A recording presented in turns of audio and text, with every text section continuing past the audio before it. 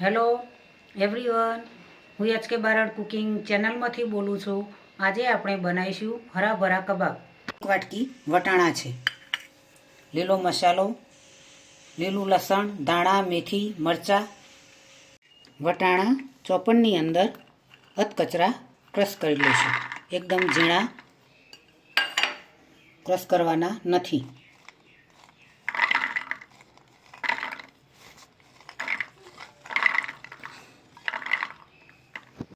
હવે આ રીતે ક્રશ કરવાના છે.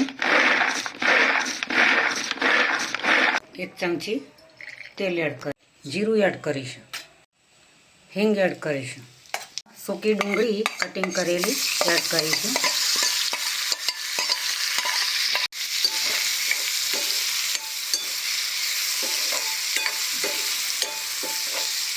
નોર્મલી ગરમ કરવાની છે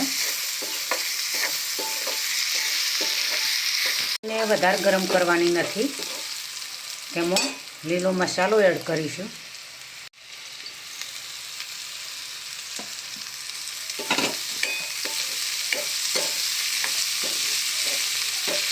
આમચૂર પાવડર એડ કરીશું. ગરમ મસાલો એડ કરીશું.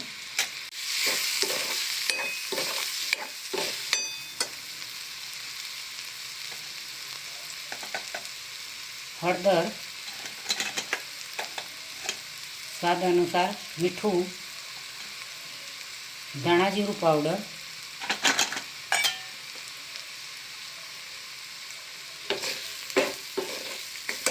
હવે વટાણા ક્રશ કરેલા એડ કરીશું. દઈશું એક ચમચી ચણાનો લોટ એડ કરીશું. હવે તેને થોડો શેકી દઈશું, બંધ કરી દઈશું. 2 ચમચી ચોખાનો લોટ એડ કરીશું.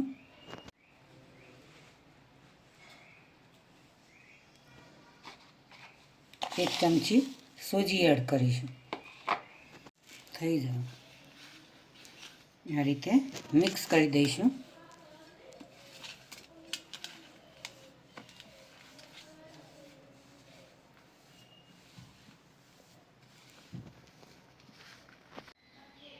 નોર્મલી પાણી એડ કરીશું.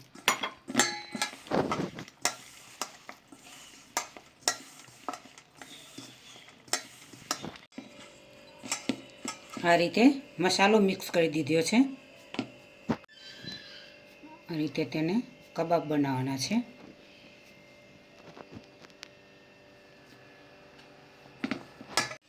આ રીતે સરસ એવા હરાભરા કબાબ બનાવી દીધા છે.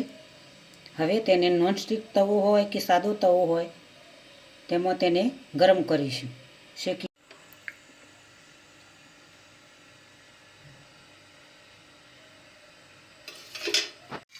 આ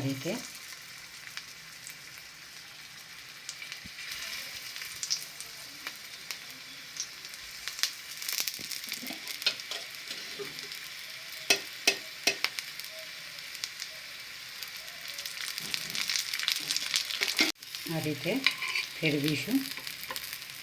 આ રીતે કબાબને સરસ એવા તવાની અંદર તળી દીધા છે. તમે જોઈ શકો છો મિત્રો.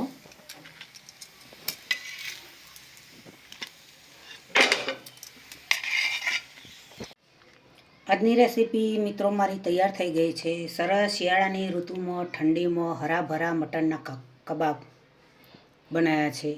ખૂબ જ ટેસ્ટી અને સ્વાદિષ્ટ. તમે ટામેટા કેચઅપ સાથે ખાઈ શકો, લીલી ચટણી સાથે પણ ખાઈ શકો. ખૂબ જ મજા આવે ખાવાની. આ રીતે તમે વટાણાનો ઉપયોગ કરીને આવા હરાભરા કબાબ બનાવી શકો છો. તેમાં લીલી ડુંગળી, અનેક લીલા મસાલા સાથે, લસણ સાથે, દરેક લીલા મસાલા સાથે બનાવી શકાય છે. ખૂબ જ લીલા મસાલાનો ઉપયોગ કરીને, વટાણાનો ઉપયોગ કરીને આ હરાભરા કબાબ બનાવવામાં આવે છે. તમારે ગમે ત્યારે મન થાય કે કબાબ બનાવીને ખાવા છે તો આ રીતે તમે ઓછા સમયમાં, ઓછી મહેનતથી ઘરે જલ્દીથી બનાવી શકો છો. ખૂબ જ ખાવાની એવી મજા આવતી હોય છે. નાના બાળકોને તો આવી વાનગીઓ ખૂબ જ ભાવતી હોય છે અને મોટાઓને પણ ખૂબ ભાવતી હોય છે. એવા ટેસ્ટી હરાભરા કબાબ બન્યા છે. મહેમાન આવે તો પણ તમે ઓછા સમયમાં બનાવીને ખવડાવી શકો છો. ખૂબ જ જોઈને મન થાય છે ખાવાનું. ચલો મિત્રો, જલ્દીથી ખાઈ લઈએ. આજની રેસીપી મારી તમને ગમી હોય તો તમારા મિત્રો સુધી શેર કરજો. મારી ચેનલને સબસ્ક્રાઈબ કરજો. મારા વિડીયોને લાઈક કરજો, શેર કરજો, બને તો કમેન્ટ કરજો. ચલો મળીશું નવી રેસીપી સાથે. બાય.